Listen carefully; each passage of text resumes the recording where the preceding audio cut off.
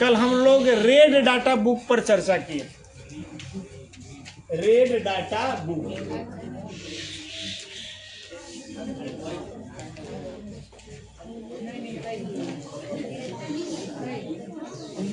ठीक ना।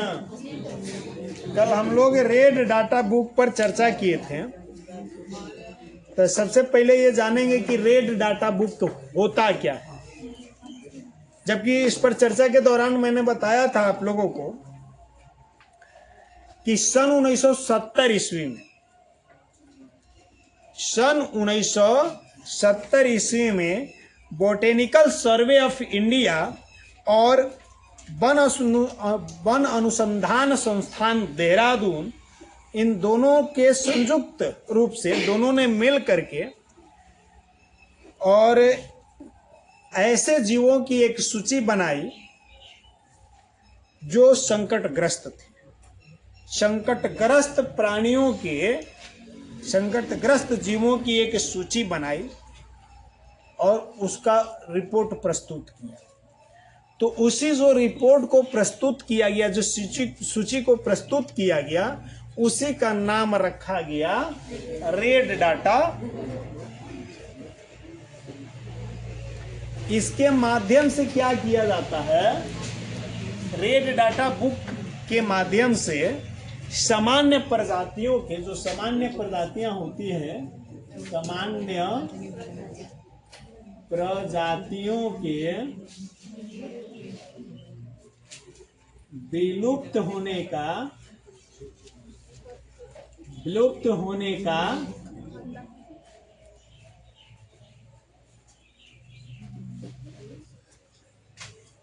खतरा से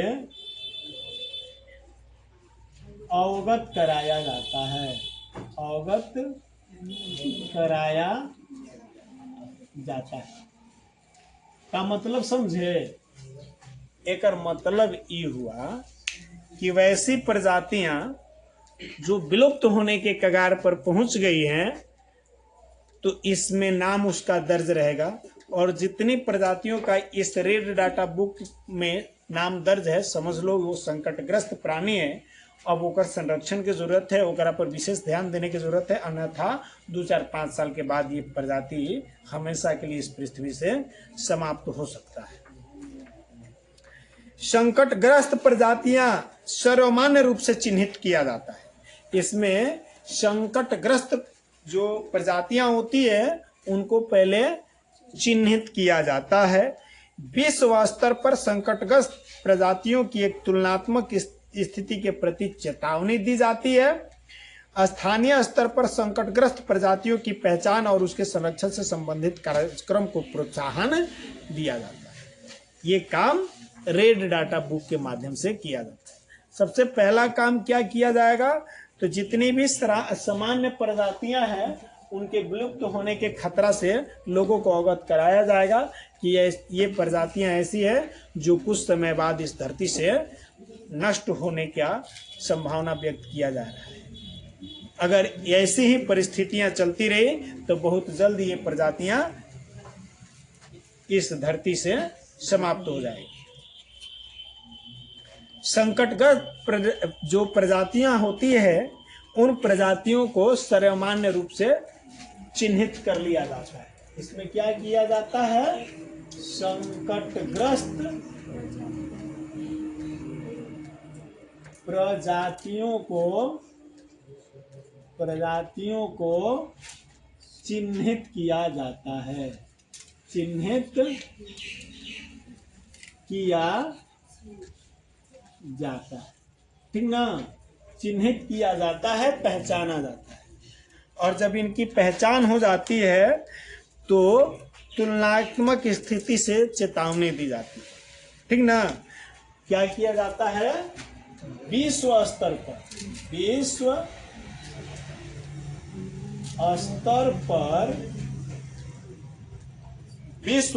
पर संकटग्रस्त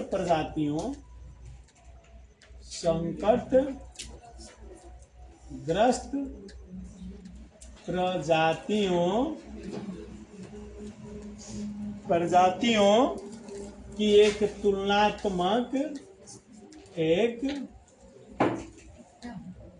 तुलनात्मक स्थिति के प्रति चेतावनी दी जाती है,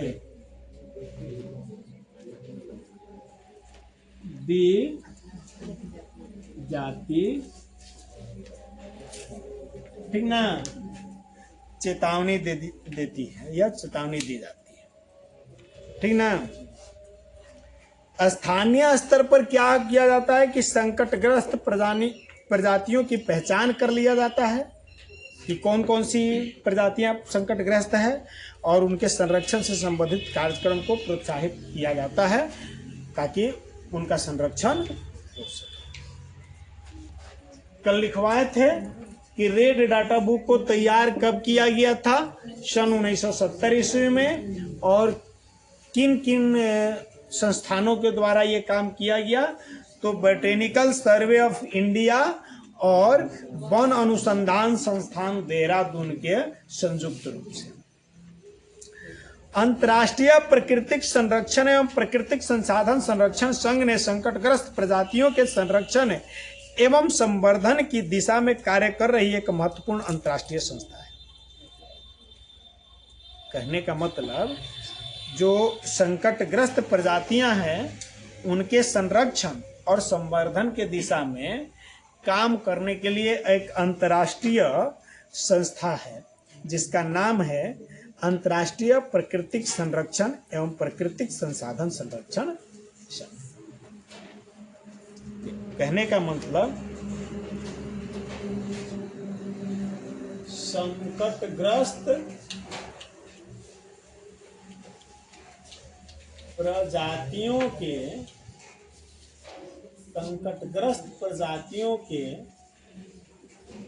संरक्षण के लिए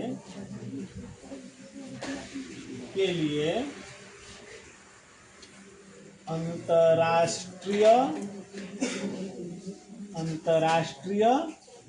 संस्था, क्या नाम है उसका, तो अंतर्राष्ट्रीय प्राकृतिक संरक्षण, अंतर्राष्ट्रीय प्राकृतिक संरक्षण एवं प्राकृतिक संसाधन संरक्षण, ठीक ना। यह अंतर्राष्ट्रीय संस्था है जो संकटग्रस्त प्रजातियों के संरक्षण के लिए काम कर रही है। वर्तमान समय में यह बहुत महत्वपूर्ण कार्य कर रही है। इसके साथ कह रहा है कि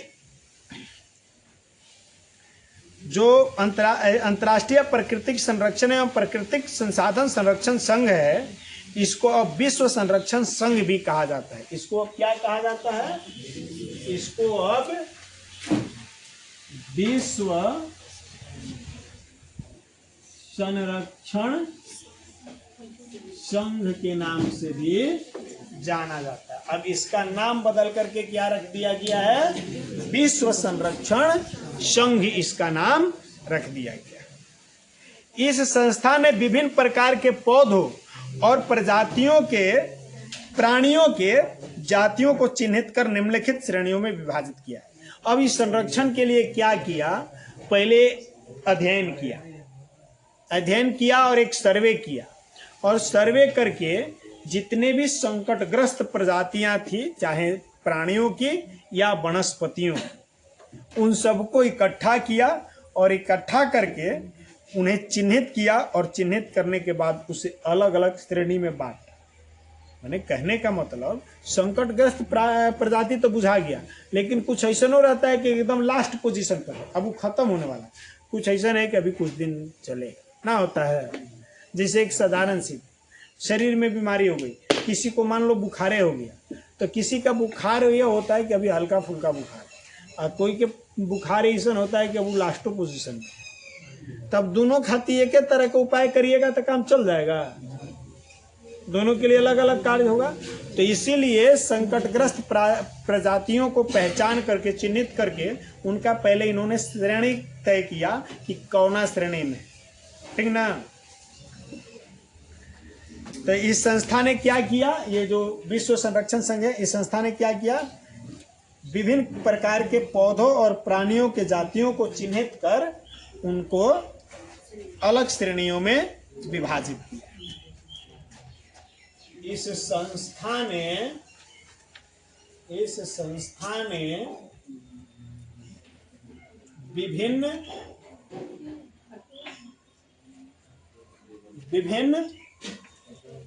प्रकार के पौधे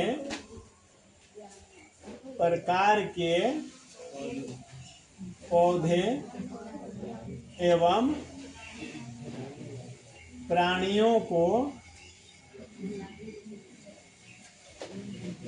प्राणियों के जातियों को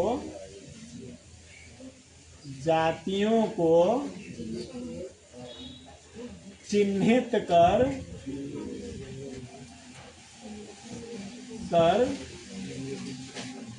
निम्न श्रेणी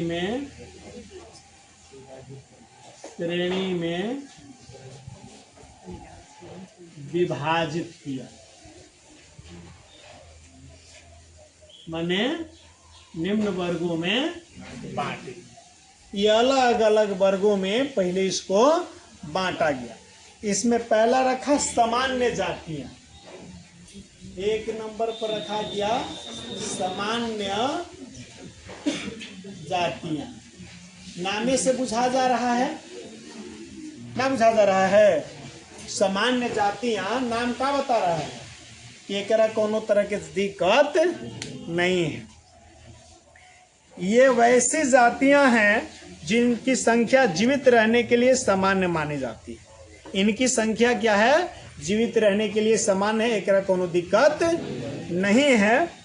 जैसे पशु, साल, चीड़ और रोडेंटस, ये ऐसे प्रजातियां हैं जो सामान्य वर्ग में रखी गई है। साल पेड़ है, पशु, तुम लोग ओढ़े वाला समझ लिया, ये वो सब हम लोग कैसे। साल, चीड़ और कृतंक, जिसको हम लोग रोडेंटस कहते हैं, ठीक ना। ये वैसी प्रजातियां हैं जिनकी संख्या देख करके बताया गया कि जीवित रहने के लिए ये संख्या समान है, एक कोनो तरह की ज्यादा दिक्कत नहीं है। दूसरा रखा गया संकटग्रस्त जाति। दूसरा श्रेणी क्या है, संकटग्रस्त जाति। दूसरे श्रेणी में रखा गया संकटग्रस्त जातियां। ये वे जातियां हैं जिनके लुप्त होने का खतरा है, जिनको समाप्त होने का खतरा है, उनको संकटग्रस्त श्रेणी में रखा गया। जिन विषम परिस्थितियों के कारण इनकी संख्या कम हुई है, यदि वे जारी रही तो इन जातियों का जीवित रहना कठिन है। करेगा मान लो कि संख्या पर प्रभाव काहे पड़ता है, क्लाइमेट चेंज हो जाता है, वातावरण चेंज हो जाता है या अन्य चीजें, तो यही कह रहा है कि जिन परिस्थितियों के कारण इनके संख्या में कमी आई है, जैसे हम लोगों के तरफ क्या है कि सारे पेड़ पौधे कटते जा रहे हैं, झुरमुट उर्मुट झाड़ी उड़ी है तो सब कटता जा रहा है, तो अब हम लोगों के तरफ भी छोटे छोटे मोटे कुछ जीव थे, जैसे सियार था, नीलगाय थी, नीलघोड़ था या सियार था, तो ये प्रजातियां हिरण की प्रजातियां थी। ये सब क्या है, अब धीरे धीरे इनकी संख्या घट रही है, बहुत कम दिख रहे हैं।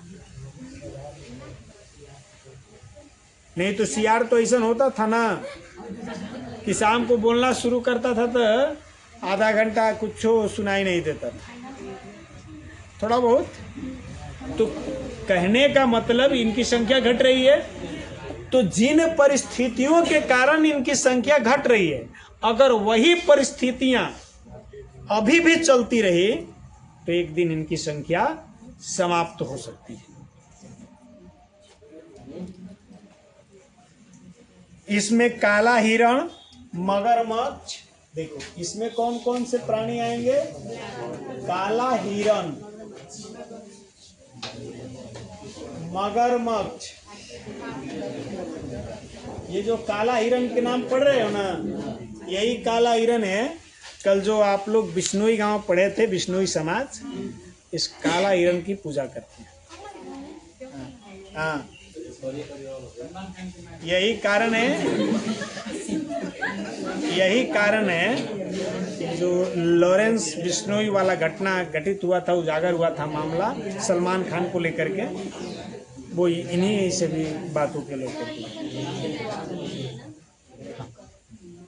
चलिए देखें, भारतीय जंगली गधा, भारतीय जंगली गधा, ठीक। गेंडा, गेंडा पूंछ वाला बंदर, हाँ,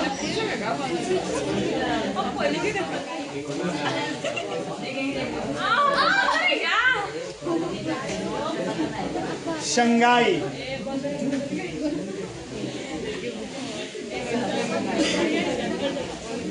इसको मणिपुरी हिरण के नाम से जाना है, ठीक ना। ये वैसी प्रजातियां हैं जो संकटग्रस्त प्रजातियों की श्रेणी में रखे गए हैं, ठीक ना। ये सारी प्रजातियां जो हैं ये संकटग्रस्त प्रजाति के श्रेणी में रखा गया है।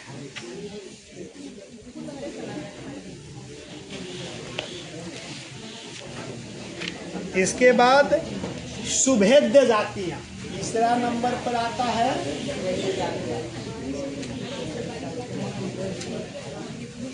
सुभेद्य जातियां,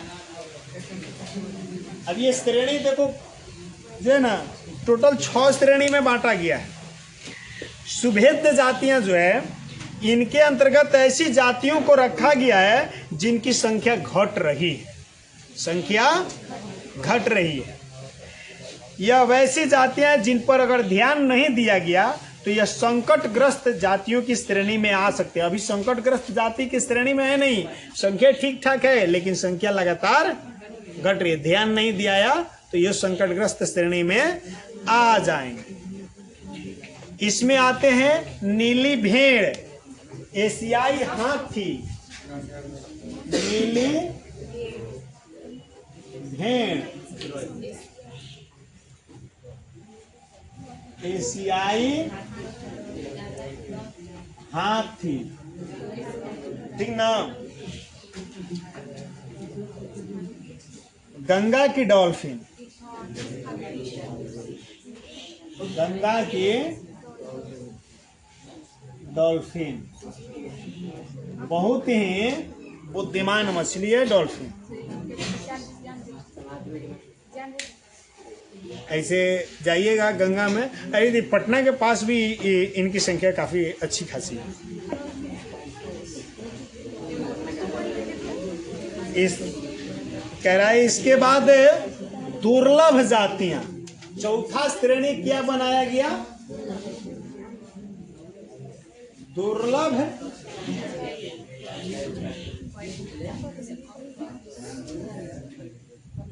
जाति, चौथा श्रेणी। क्या दिक्कत है तुमको? तू दोनों को पढ़ा, कल से तू दोनों एक भी ट्यूशन आना, अपना फीस पता कर लेना कितना देना है। हाँ, ये पढ़ाएगा। टाइम बता देना वो लोग। अब हम लोग के डिस्टर्ब कर रहा है, दूसरों के डिस्टर्ब कर रहा है, कम से कम ये हम लोगों का जीव तो बचेगा ना। चलो, अब दुर्लभ जाति में कौन आता है? तो नाम अगर सबका ध्यान रखोगे तो स्पष्ट पता चल जाएगा। दुर्लभ कह रहा है कि इन जातियों की संख्या बहुत कम या सुभेद्य है। ना बुझाई, हे अवस्था में आ गया है, घटना शुरू हो गया है। एक तरह के दुर्लभ जाति का होगा ना, जिनकी संख्या सुभेद्य प्राणी सुभेद्य श्रेणी के अंतर्गत आ गया है। और यदि इनको प्रभावित करने वाली विषम परिस्थितियां नहीं परिवर्तित होती है तो ये अभी संकटग्रस्त श्रेणी में चले जाएंगे। उसके बाद स्थानिक जातियां,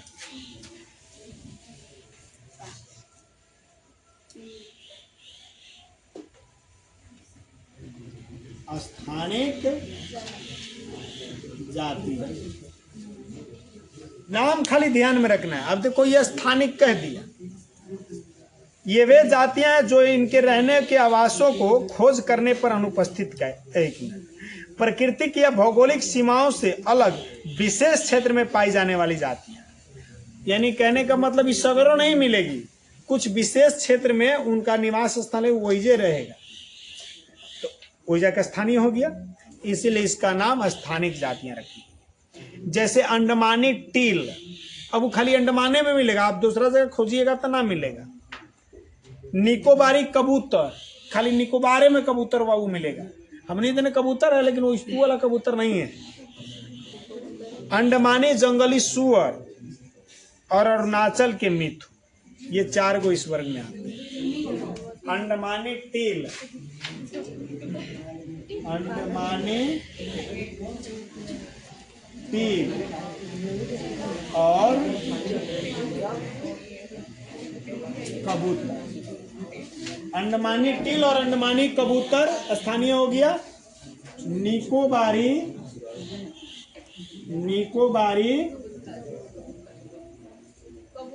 अच्छा, निकोबारी कबूतर, अंडमानी टील और जंगली सुअर, जंगली सुअर। इसके बाद आपका हो गया मणिपुरी, अरुणाचल के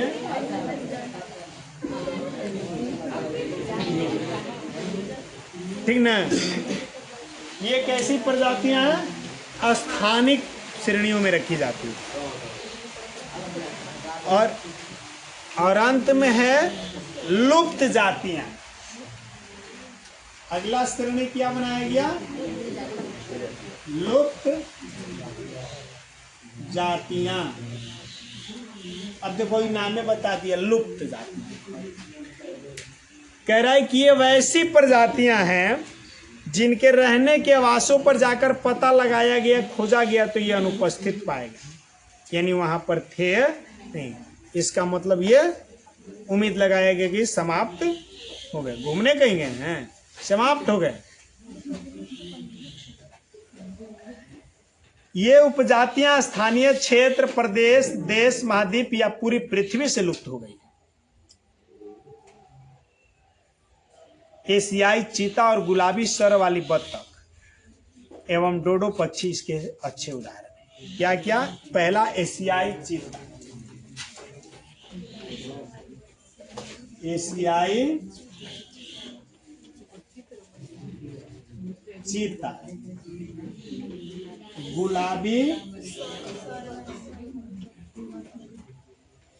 गुलाबी सर वाले बत्तख और डोडो पक्षी, ठीक ना। ये सब लुप्त जातियां हैं। तो इस प्रकार से जो विश्व संरक्षण संघ है, जिसको पहले अंतर्राष्ट्रीय प्राकृतिक संरक्षण एवं प्राकृतिक संसाधन संरक्षण संघ के नाम से जाना जाता है, उसने संकटग्रस्त प्रजातियों को ध्यान में रख करके और सभी जितने भी पौधे एवं प्राणियां हैं उन सब को चिन्हित करके और एक नई श्रेणी बनाया, एक नई सूची बनाया, सबको अलग अलग कैटेगरी में बांटा गया और इस प्रकार से उन्होंने ये 6 कैटेगरियां बनाई। सामान्य जातियां, संकटग्रस्त जातियां, सुभेद्य जातियां, दुर्लभ जातियां, स्थानिक जातियां और लुप्त जातियां। इस प्रकार से इन 6 श्रेणियों में पौधे और प्राणियों को विश्व संरक्षण संघ के द्वारा बांटा गया। भारत में वन संकटग्रस्त वन एवं वन्य जीवों, पर्यावरण तथा प्राकृतिक संसाधनों के संरक्षण के लिए अन्य कई अंतर्राष्ट्रीय एवं राष्ट्रीय संघ भी कार्यक्रम चला रही है।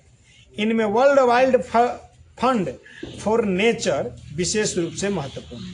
WWF के नाम से जाना जाता है, world Wild Fund for nature सबसे महत्वपूर्ण माना जाता है।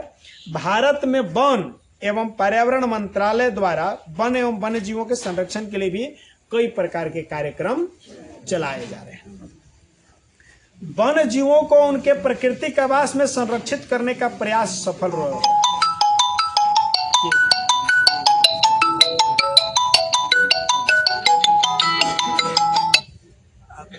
10 मिनट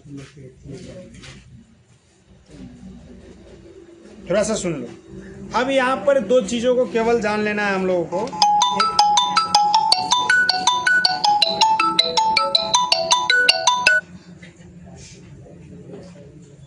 एक समझ लेना है केवल इन सीटू और दूसरा है एक्स सीटू। बस आज ये अंतिम टॉपिक हम लोगों का है। इन सीटू और एक्स सीटू क्या है? कह रहा है कि वन जीवों को उनके प्राकृतिक आवास में संरक्षित करने का प्रयास काफी सफल रहा है। जहां रहते हैं और वही जगह पर उनको संरक्षित कर दिया जाए, सही बात है। कोई अपने जो है ना अपने जगह पर रहना अनुकूल चाहता है। जैसे हम लोगों को कितनो बढ़िया व्यवस्था दिया जाए लेकिन अपने घर परिवार से बाहर अकेले कर दिया जाए तो हम उतना बढ़िया से नहीं रह पाएंगे। उसी तरह से किसी भी जीव जंतु को अपने स्थानीय प्राकृतिक वातावरण से हटा करके हम लोग पिंजरे में लाकर बंद कर देते हैं या अन्य जगहों पर, वो उसमें उतना बढ़िया विकसित नहीं हो पाए। तो ये ज्यादा सफल हो रहा है उनको प्राकृतिक आवास में संरक्षित करने का तरीका। इन्हें इन सीटू का प्रयास कहते हैं। तो प्राणियों को उनके प्राकृतिक आवास में संरक्षित करने को इन सीटू कहा जाता है। प्राणियों को उनके प्राकृतिक आवास में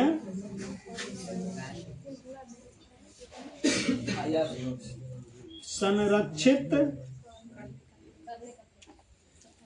करना इन सीटू कहलाता है। ठीक ना? जब उसको उसी के प्राकृतिक आवास में संरक्षित कर दिया जाएगा तो उसको इन सीटू कहा जाता है। इनके अंतर्गत विस्तृत भूखंड को संरक्षित क्षेत्र घोषित कर दिया जाता है। जौना क्षेत्र में ये लोग पाए जाते हैं उस क्षेत्र को संरक्षित क्षेत्र, रिजर्व क्षेत्र घोषित कर दिया जाएगा। अब वो में आम लोगों का आवाजाही बैंड कर दी जाएगी।